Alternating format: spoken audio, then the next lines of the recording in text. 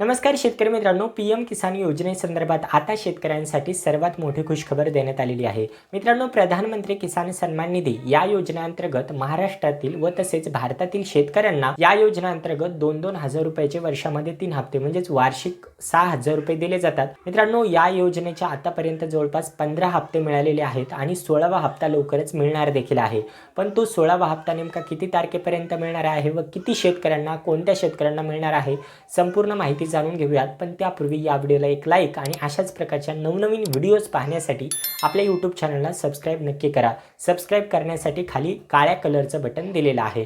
तर मित्रांनो, आता महत्त्वाचा मुद्दा म्हणजे हा जो पण काही 16वा हप्ता मिळणार आहे, तर मित्रांनो तो हप्ता याच महिन्यामध्ये मिळणार आहे. तो किती तारखेला मिळणार आहे याची तारीख देखील आपण पुढे बघणार आहोत.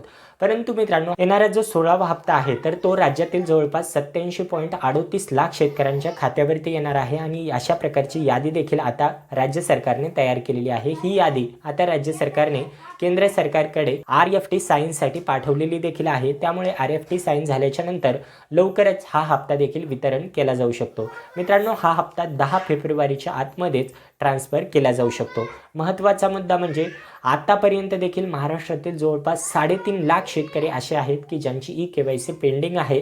मित्रांनो, लक्षात घ्या, हा हप्ता फक्त त्याच शेतकऱ्यांना मिळणार आहे ज्यांची लँड सीडिंग यस आहे, त्याचप्रमाणे आधार सीडिंग देखील यस आहे व त्याचप्रमाणे त्यांची KYC देखील डन आहे. मित्रांनो, हे तिन्ही जरी ऑप्शन यस असतील तर मित्रांनो तुम्हाला देखील PM किसान योजनेचा 16वा हप्ता नक्की मिळेल.